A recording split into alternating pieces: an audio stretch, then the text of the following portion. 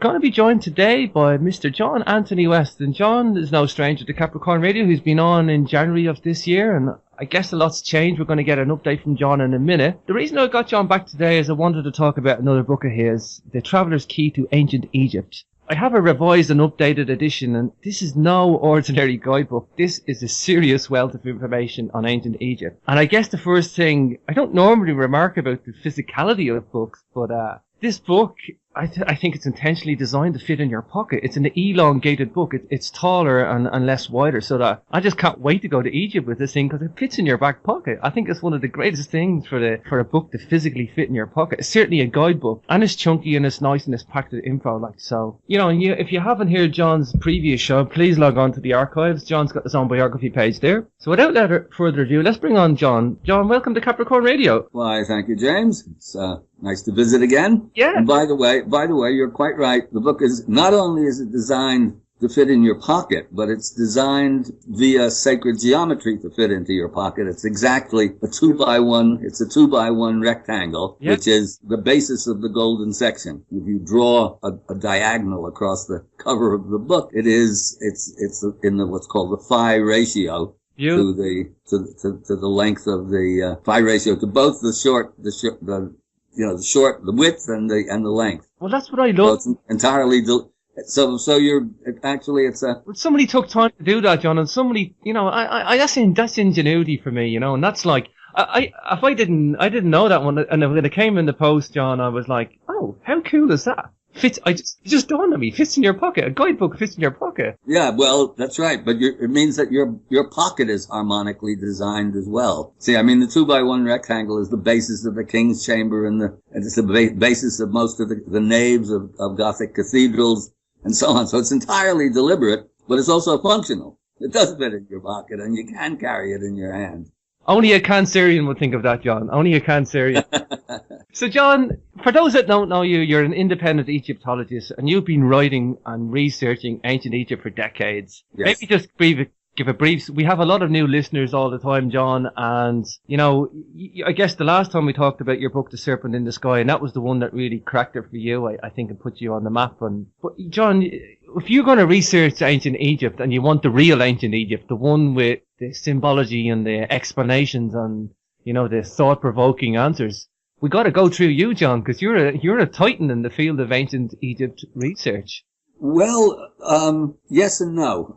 I mean, put it this way: on symbolist Egypt, I'm accessible, but all of my work, or virtually all of my work, is based upon the magisterial reinterpretation of ancient Egypt developed by the great genius with the unpronounceable name R.A. Schwaller de Lubitsch. Sure. The Temple of Man.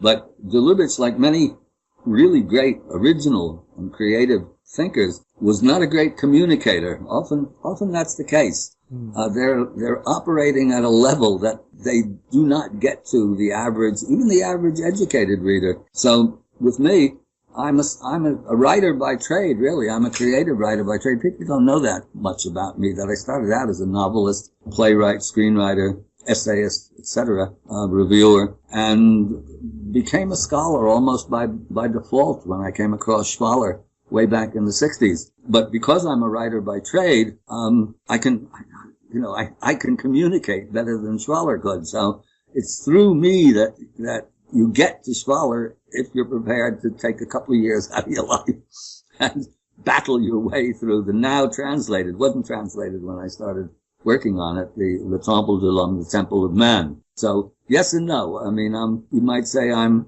probably not necessarily the most knowledgeable, but the most visible of the Schwallerites, of the symbolist authors. But we're now a small sort of cottage industry. There are a number of people, for example, who know more about the geometry and the number symbolism than I do, and others who know certainly more about the hieroglyphs, which I don't really have any mastery of. But anyhow, I guess, not even because of my book, but because of the Sphinx theory of the whole idea that the Great Sphinx is many, many thousands of years older than it's supposed to be. That's well known. But even that is an observation made by Schwaller at the end of a long chapter in one of his ancillary books, talking about the belief that their civilization stretched many, many thousands of years further back into the past. And at the end of this long chapter, which was all based upon textual references to mostly the Greco-Roman writers of the 1st and 2nd centuries BC and AD,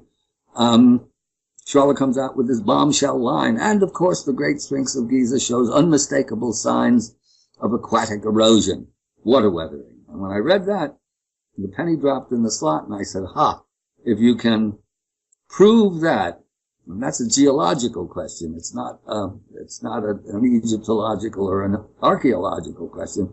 If you can prove that, you turn all of ancient history upside down in one fell swoop.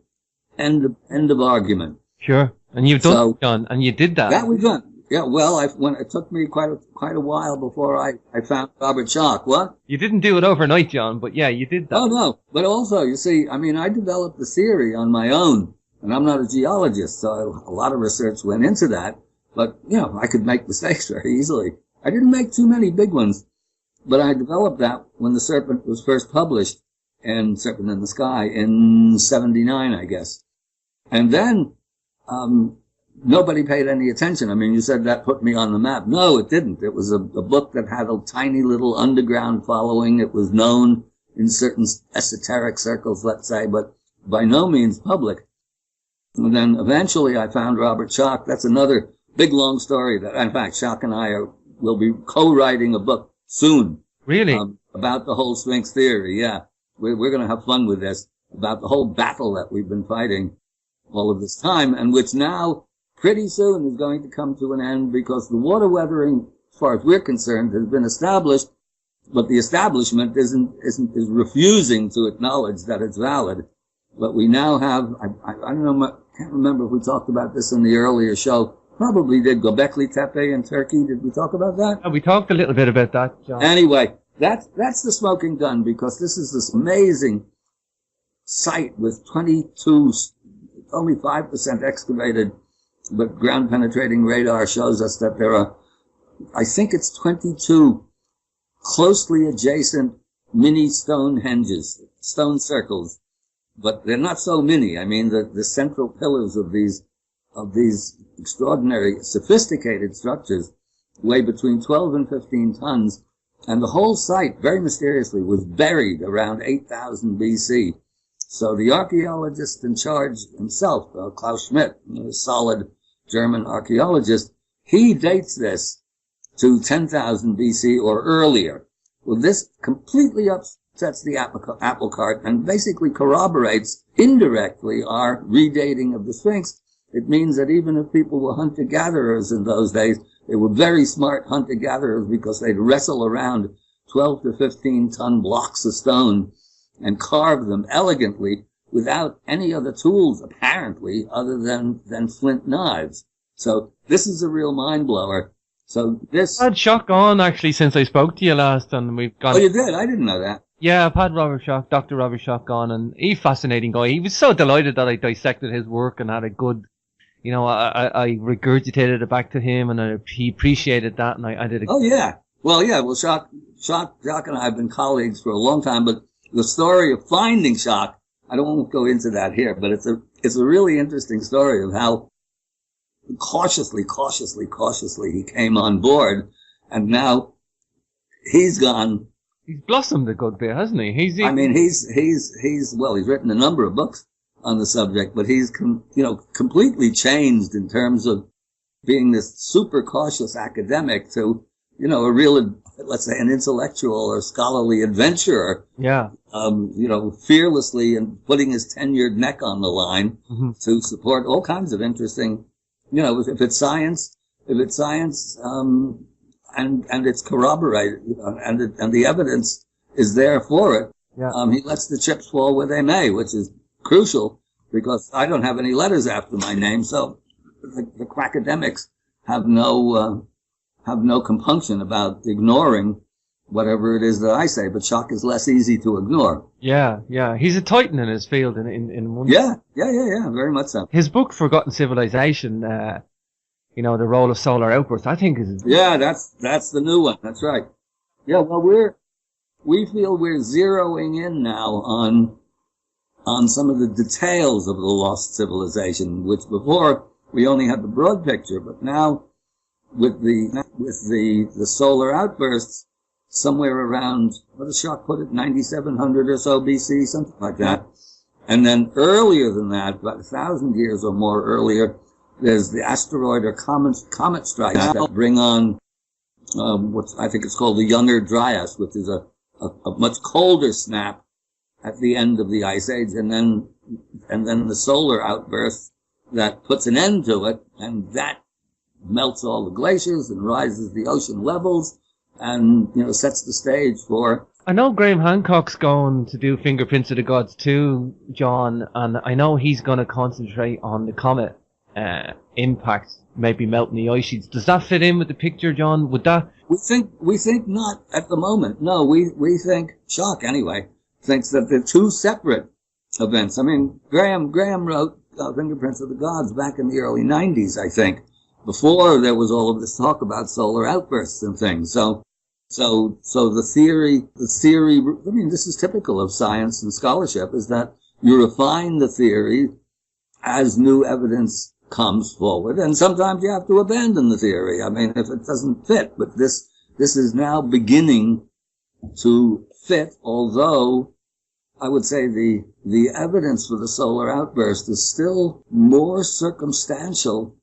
I'm not sure if Schock would agree with this, more circumstantial than it is hard evidence, but there's an awful lot of circumstantial evidence. And that's, of course, what Schock goes into in Forgotten Civilization. And, and I think, I know Schock's been over for Göbekli Tepe. Well, I presume he has. I think there was... Oh, sure, yeah. There was a Turkey kind of civil thing going on at the time he was supposed to go. I was conscious... Oh, he went. Yeah, he went. Yeah. Conscious of that, but... I know there's a couple of authors to concentrate on, but I think Schock, more than anybody, has more to gain than to go in there. Because, I mean, there's people putting their pennies worth in there, but for Schock it means more, is what I'm trying to say. For Schock it means more. This is the pottery shards that they were wanting. You bet. That's right. Yes, Lehner is going to... This is a very interesting time coming up now. And Mark Lehner, I'm afraid Mark Lehner... Whatever happened to him, John? He's very much around, as far as I know. I mean, we're civil to each other when we meet, but we're certainly not great friends. And Lehner, this is a more story that Schock and I will get into in our book, which is called, by the way, you may know the reference, not many people will, Dancing Down the Bridge of Sirah. Sirah, do you know that image? No. Shmuel de Lubitz talks about it. It's a Sufi image, and in order to get the truth or enlightenment or the goal or however you want to describe it, the end of the spiritual quest, the Sufis say that you have to travel across the bridge of Sirah, which is described as narrow as the razor's edge, and on one side is the chasm of credulity, and on the other is the abyss of skepticism. Right. So this is really when you're on this kind of scholarly quest, it's a perfect image, because on the one side you have the New Age loonies who will believe anything, and on the other side you have the rabid debunkers who will refuse to believe anything, no matter how good the evidence is. There's a fine line in the middle, John. You got to walk that fine line. Not only is it a fine line, but it's a curvy line. It doesn't go straight either. That's true, John. That's very true. And that's true for anything, not just Egyptology, but science and history. Sure, anything. That's right. And I think you're right, John. These are very exciting times.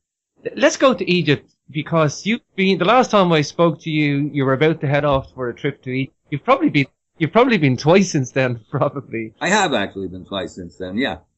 What's new, John? What's developments there? What's happening? Well, I'm watching them very carefully. From the very beginning, I forget, I'm on radio and TV a lot, so I forget who I said what to. Okay. But I was there for the entire revolution. You know that, don't you? Yeah. Back in 2011. Yeah, you told And me. actually, people, somewhere along the line, I'm sure you give people my website and everything. But if people go to my website, which is jawest.net or jawest.com, there are audio blogs on there called Phoenix Fire. And the last one, Phoenix Fire number 10, is called The 5-Star Revolution, which is about our adventures in Egypt during the revolution. Awesome. We were the only tourists in Egypt because we refused to get out of there and listen to the stupid government. I mean, one of my mottos for living happily in the middle of the madhouse is whatever the government tells you to do the opposite. Anyhow, we were there for the entire revolution, and of course I've been following developments ever since. So now, even at the very beginning, I said, whatever this baloney talk about democracy is, no matter what happens, the military is not going to give up its perks, and it is not going to give up its position of power to any group whatsoever. And now it turns out that this is true, but the military also, you listen to the bullshit about this is even the Muslims, there are Muslims, and then there are the Brotherhood. These are the Muslimbiciles. This is a different quality of Muslim, just as there are Christians who are actually practicing Christianity in a few monasteries still stuck around the world. And then there are the Christians, the rabid pit bull Christians, the southern senators and southern governors who are raving mad and want everybody to practice their barbaric form of non-Christianity. So anyway, the army in Egypt is not like the army in the Western world. It's really kind of a pale version, you might say, or a throwback to the time not so long ago, even 19th, 18th centuries and back through European history, because of primogeniture, where if you were of the aristocracy, and the aristocracy gets a bad rap, but for a long period of time, a lot of the aristocrats took their jobs seriously and, did their best. I mean, not all of them were barbarians by any means. So the eldest son inherited the whole estate, be it a duke or an earl or a squire or whatever. And so that was the eldest son, and the next son got nothing, or inherited nothing. But the general rule was that the second son went into the military, and if there was a third son who went into the church or into academia. And so there's a kind of an aristocracy to the military that doesn't exist, certainly not in America, and not much in Europe anymore. But in Egypt, it's somewhat similar to that. It's not exactly like that. But anyway, the military, particularly the upper levels of it, have a different dynamic in a way. A different dynamic, and they're trusted by the people. Even to this day, I mean, even there was a poll the other day that I saw that even not so much the Brotherhood, but really Muslim religious devoted Egyptians still respected the military and expected them to do right by the country. So we'll see, because it's something of a boiling point. I had heard that before, that about the dynamic of the military in Egypt, and it's different there. Yeah. And anyway, but I've said right from the beginning that the military is going to determine what's going to happen here. So there's now a lot of huffing and puffing going on, because the Muslimbicile Brotherhood and the rest of the stupid Western world is talking about the election that put Morsi in charge as being a free election. Well, there's no more free, in a sense, than an American election where you have somebody like the Koch brothers or the billionaires who are supporting the corporate, big corporate powers that are pouring money in to support a candidate who's going to do their bidding. And more often than not, that candidate wins because they're outspent and outpromoted. They have outspent and outpromoted any of their challengers. Well, that's not really a free election. Well, in Egypt, the Brotherhood had absolutely no say in the revolution. They stayed in the sidelines while the other people got killed and mounted the barricades. And then afterwards, because they had a long-standing underground but real organization, they moved in, and the protesters were a bunch of mostly young people with no real organization. They just knew that they wanted Mubarak out.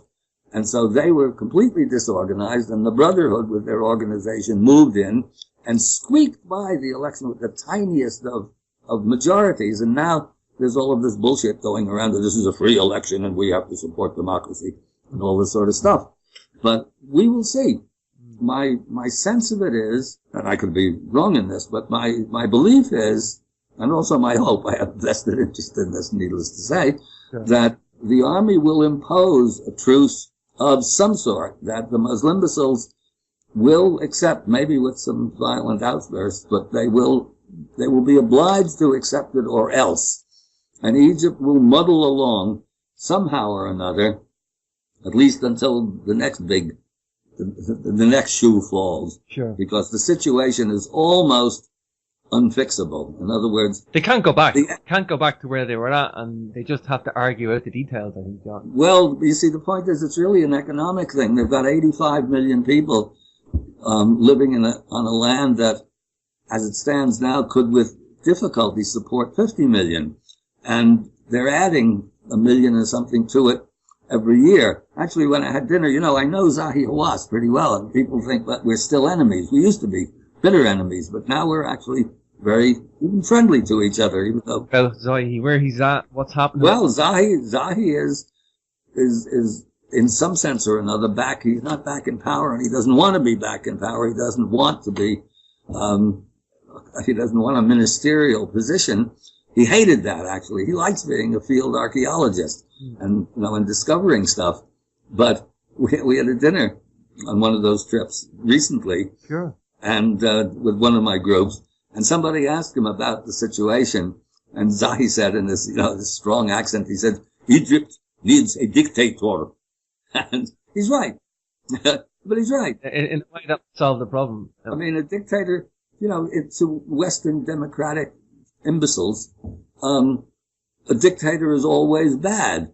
But no, Look, John, in the UK we have a dictator. She's called the Queen. But well, yeah, but she doesn't exercise any real power. Well, she has lots of money and she opens up a Coca-Cola factory or something. I mean, she didn't really do anything. Still got a two-party dictatorship that's under her. Well, this is true. It's the same in America. It's a two-headed one-party system. Yeah. But there's not one person who says we're going to do this or we're going to do that. So, I mean, Egypt needs somebody who probably, tries to stem the terrible population explosion, probably by instigating Chinese draconian laws about having kids. And then the next other solution is actually ecological and environmental. There are real possibilities for Egypt. I mean, with all of that sunshine, they could supply all of Europe with solar power. And there are also wonderful desalination projects that are working already in Australia, where they could reclaim the desert through desalinated water. So it's actually salvageable if the right people were in charge. So we'll see. They might not get in charge. Okay, John. Big question. What do you think the chances of getting underneath the paws of the Sphinx for the little chamber that's there? Do you think... Very, very small. Very small in part because it's physically difficult to do. I mean, you could stick a little probe down there and get into it, but the water level, it's all full of water now. So even if you had a probe in there with a little light on it, you're not going to see very much. And to excavate it, you have to dig down, and the Sphinx it's gigantic, but it's very fragile. I mean, it's really badly weathered and weak. And to go down there, excavate down there, and you'd have to pump the water out. You have to construct a kind of a coffer dam and pump the water out faster than it's coming in. It would be a nightmare.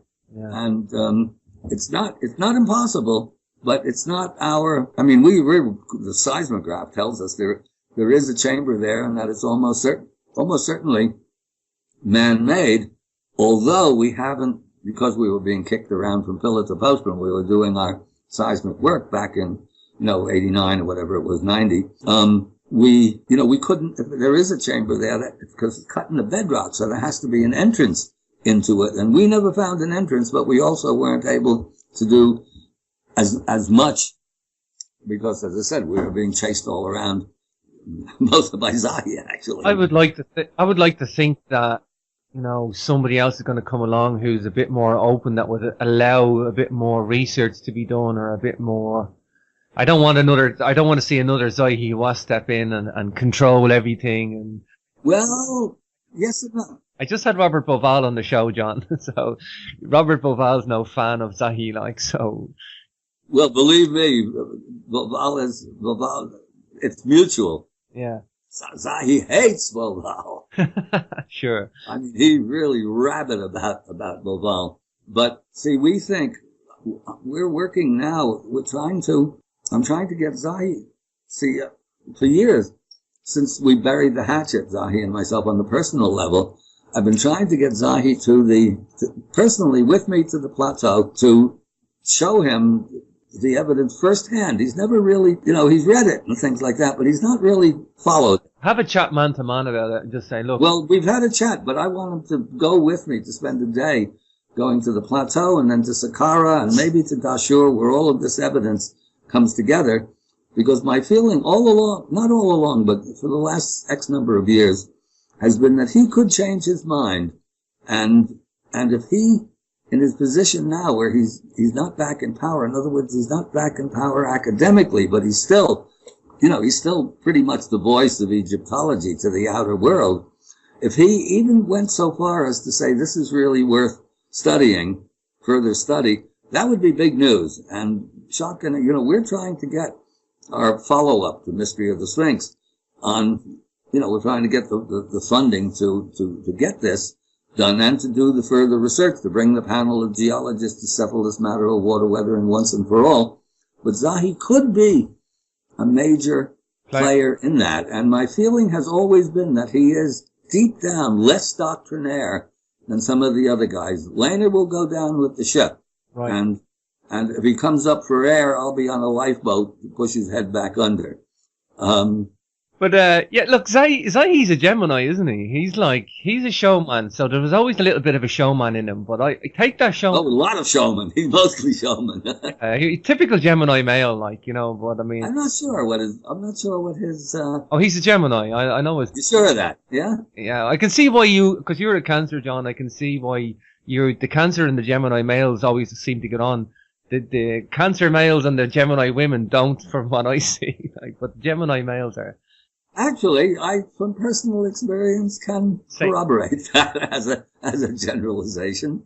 Anyway, but we'll see. I mean, there's really interesting developments on the immediate horizon, and we'll see how it falls out.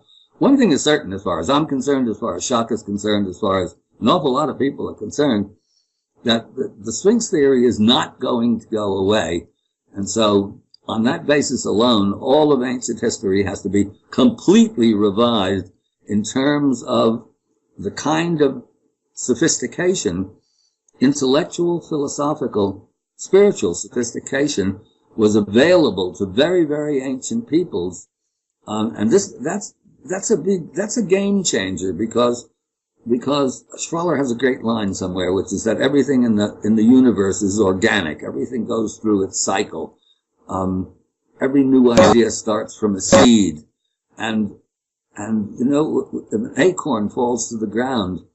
For the oak tree to sprout, the husk has to crack, and then there's a period of chaos where there's really not one or the other. It's sort of a jelly, and then if the situation is right, up springs the little tendril, the little oak shoot that will eventually, if it's nurtured. And not trampled into the ground by some wandering jackass, it will become an oak tree. Well, we're in that kind of position now. But the seed must crack. The seed is the intellectual, philosophical Church of Progress establishment, as I call it. So it's very important that gets discredited in order to clear the ground so that a new civilization can spring from the seed. And this is an analogy, but it's a very good analogy. It's a very appropriate analogy. That's what all of this work is about. In other words, this is why the Sphinx theory is as important as it is, because on the one hand, you can say, well, who cares if the Sphinx is 10,000 years old or 40,000 years old or 60,000 years old. At that level, it's just, let's say, a quibble between academics.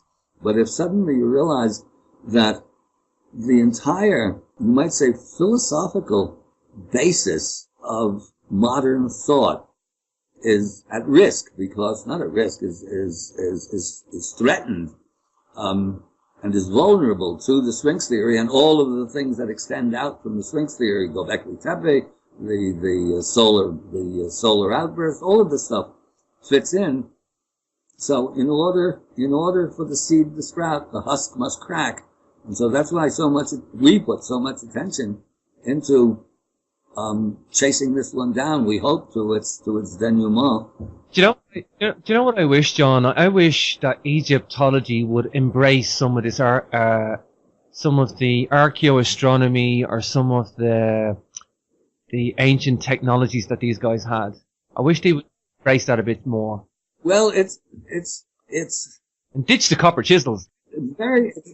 A few individuals are churning a little bit, but basically Egyptology, it's sort of a logjam in the river of truth that leads to the past.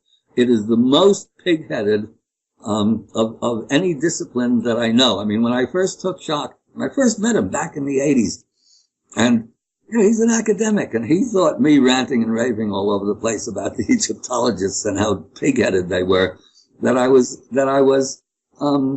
exaggerating. And so long before we went to Egypt for the first time, but I was trying to indoctrinate him. We went to an Egyptology conference in New York City.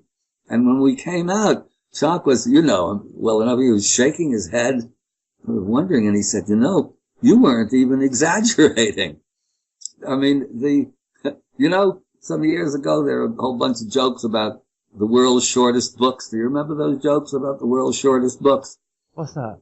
Oh, well, like Who's Who in Puerto Rico and a biographical dictionary of Italian war heroes. There are a whole bunch of world's shortest books. The shortest of all would be New Ideas in Egyptology. Sure. Gotcha. And maybe even equally short would be Welsh gourmet cooking. But anyway, so they won't. The Egyptologists, most of them will cling to the paradigm as long as they can. This is a wonderful line of Victor Hugo, the famous line. There's one thing stronger than all the armies in the world, and that is an idea whose time has come. Famous line, right? The corollary to that, which Hugo didn't think of, was the second strongest thing in the world is an idea whose time has not yet gone. And the nature of establishments is that the armies of the world, in this case it's the intellectual and academic armies of the world, are the guardians of that idea whose time has not yet gone. So it's a battle. And to imagine that these people who've devoted their entire lives to supporting a view of the past that is demonstrably completely erroneous. I mean, it's not that it's just a little bit wrong here and there. It's that it's totally false. For them to change their minds would be a kind of a spiritual enlightenment for them. And they're not about to do that. They will fight to the bitter end. And then at the very end, when they can't fight it any longer, there's a line that's sometimes attributed to Schopenhauer. I'm not sure who it was really, who talks about new ideas. And he says, first they'll laugh at you. First they'll ignore you, then they'll laugh at you, then they'll say that everyone has known it all along. So my guest yesterday said that you'll know the pioneers because you'll see the arrows sticking out of their back, John. That's a good line. Who said that? Gregory Sams. He's Oh, Greg, yeah. I never met him, but I know who he is, yeah. And also, well, an Air Force friend of mine once said about Sphinx theory that the flak is always heaviest when you're right over the target. That's it. There are a lot of good sayings on that book. This is a beautiful book, The Traveller's Key to Ancient Egypt. Why, thank you. Back to The Traveller's Key, right. Hey, John, I have to get some of it in here. I mean, sure. I've actually forgotten about ancient Egypt. I've been 3 times, but it's been far too long, and I took this radio show on this year, and I'm glad I did because I'm learning a lot about ancient Egypt, but it's just... Well, you have to come back on one of my trips. I got to, John. I'm telling you, it's like, I've just been inspired. I mean, it's such a well laid out, structured book, John. Well, it is. It's not just a guidebook, John. It's like the who's who and what place to go and why. Yeah. It's why you want to go there. It's like that must have a lot of time and energy to make this book, John. Well, yes, I did, but I think it was 5 or 6 years went into it. I was going to say, John, this is not knocked up in a weekend. This is like 500 pages of everything you want to know. Unfortunately, it really needs an update in terms of, there's a certain amount of new Egyptology that's been discovered or that's developed since that book was written. The book came out in 85, and I think there was a bit of an update somewhere in the early 90s when the first printing went out. Mm-hmm. But all of the hotel stuff and all of that at the end is really completely outdated. Yeah. So I wouldn't be worried about that though, John. I'm not worried. No, but the Egypt stuff is still absolutely valid. Yeah. I mean, everything that's in there is valid, but it needs some appendices and things to update it. But until it runs out of its edition, that's not going to happen. And they still have 1,000 or so copies left. And with Egypt, with Egypt being what it is these days, very few tourists there. I mean, this is the time to go to Egypt because it's practically empty. Yeah. And, if the army succeeds in establishing a workable truce, you can bet the tourists are going to be flocking back in. So I'm actually trying to run as many trips as I can before that happens. Gotcha. And in fact, actually, we didn't talk about this, James. I didn't realize that. I don't think I realized that you've been to Egypt a few times, but yeah, you really do have to come with me. And I have an incentive offer. When's your next trip, John? When are you going again? Next trip is November 12th, 26th. Oh, that could be. And also, but from your point of view, how big is your audience? Well, it depends which network. We go out on 2 networks, John, but yeah, anywhere between live shows, 4,000 listeners to, it will be archived. It could be going up to 50,000. Well, because I don't know how you're fixed financially, but I have an incentive offer, blanket incentive offer, that if you through your show get 10 people together, you get a freebie. Nice. I'm going to be on the phone to everybody. Well, that's I mean, you'd be surprised how difficult it is to get 10 people together. Everybody wants to go, or lots of people want to go. Nowadays, some people are afraid. Some people don't have the money. Some people don't have the time. So getting 10 people is not that easy, but it's doable. So if you promote it. I got 2 people already, John. I got 2 dead certs that will go with the drop of a hat. 20%. Okay. That's the start. So okay. I'm going to be on the phone straight after the show, but no, that's okay. Didn't I tell you that? I didn't tell you that before? You might have said it last time, John. I can't remember. So, John, tell me about this place, Tel El Amarna, because that's one place I definitely haven't been. Akhenaten's place. Oh, well, you won't. If you go on my trip, you won't go there either, because Is that out of bounds? It's a nuisance to get to. It's in the middle. Well, it's in the middle of Egypt, and in territory that's very much the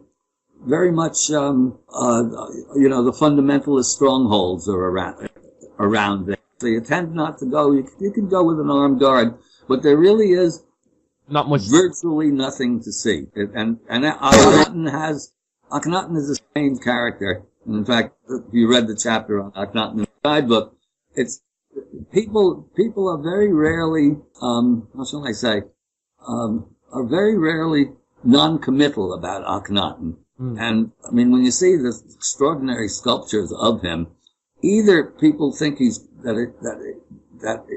really creepy and almost demonic, and other people think that he's the great monotheist and has this wonderful rap and blah blah blah. For complicated reasons, when I first saw those statues in the flesh or in the stone, I mean, I really got the creeps from it. As a boy, I would rather have George W. Bush as my ruler than this guy, which is saying a lot. You're hilarious. So anyway, but Tel El Amarna is not on the track. Yeah, look the beat track. It's way out of the way. You have to spend an extra day. What's your favorite? 2 days really to get there. What? What's your favorite place? I think Dendera would be your favorite place to go to. No, no, actually it isn't. Dendera is. That's another place that evokes strong emotions one way or the other, because it's very dark, and it's very late, and it's Ptolemaic, which is close to the time of Jesus and Caesar and so on. So the artwork is very corrupted, but it has a lot of power. But I have a number of favorite places. The Sphinx, of course, Yeah. and Great Pyramid. The Hypostyle Hall at Karnak Temple. Philae, actually, even though it's Ptolemaic, it's this Isis temple, and it's this wonderful, feminine, fabulous place. Abydos for the incredible artwork. Yeah. And Abu Simbel, the great temple of Ramses. All have, it's a bit like saying, what's your favorite food? If you're really a gourmand and you like your food, it's hard to choose Of everything. a favorite. Yeah. I mean, there's caviar and there's smoked salmon and there's, apple pie. So, John, what's your typical trip? Because I never got into the details of your trip. What's your typical trip then, John? Oh, go on my website. I mean, it's 14 days and we hit most of the major sites. Right. There's almost nothing that's really important that's left out. And we get out there at the crack of dawn. Even when there's nobody there, we get out there to be the first on the sites. And we're out there all day long. And me rambling along as I am here, we're doing that for 8-10 hours a day. Awesome. And at the end of the real thing is, and I've developed this over the year, over the 30 years that I've been doing the trips, there's a sort of a form in which when we get to a site, whenever possible, it's not always possible at every site, but I always just give a little bit of a description of the temple and where it dates from and so on and who built it. And then I turn people loose for half an hour or sometimes as much as 45 minutes to experience it, because the whole idea is to experience this sacred art, just as you wouldn't want to listen to a Beethoven late quartet or a Bach chorale with a musicologist explaining the score to you as you're trying to listen.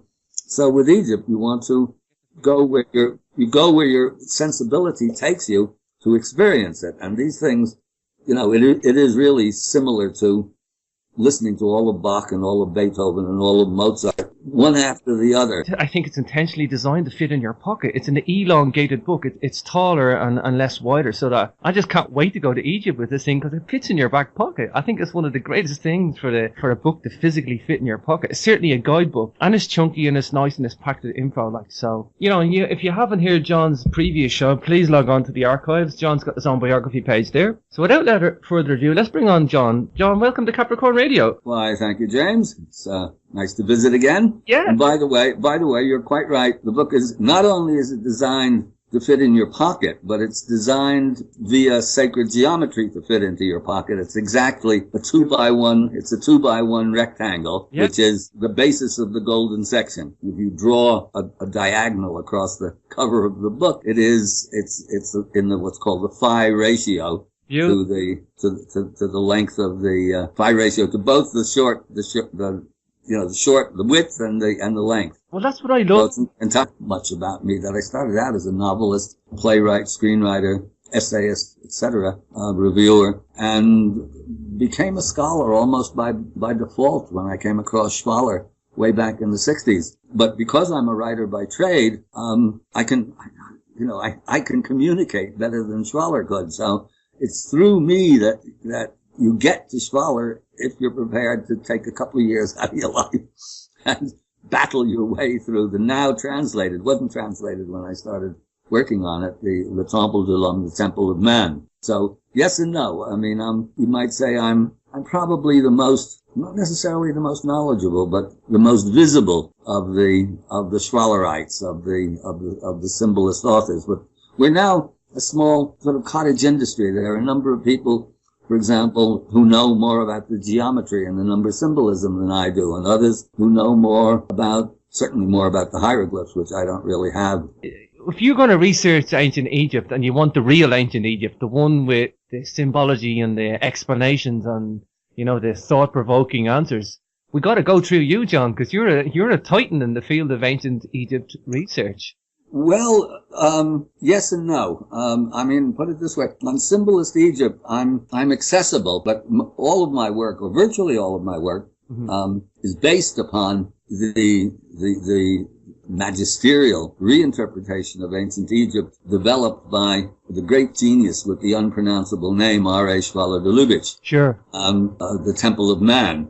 But de Lubitsch, like many really great original and creative thinkers, was not a great communicator. Often that's the case. They're operating at a level that they do not get to even the average educated reader. So with me, I'm a writer by trade, really. I'm a creative writer by trade. People don't know that.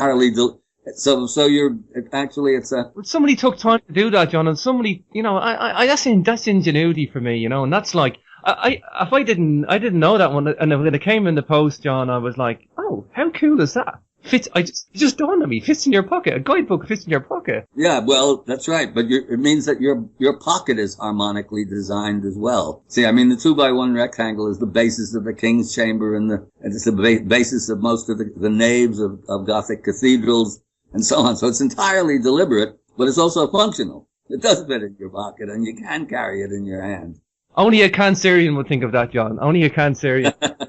So, John, for those that don't know you, you're an independent Egyptologist, and you've been writing and researching ancient Egypt for decades. Yes. Maybe just give a brief. We have a lot of new listeners all the time, John, and, I guess the last time we talked about your book, The Serpent in the Sky, and that was the one that really cracked it for you, I think, and put you on the map. But, John...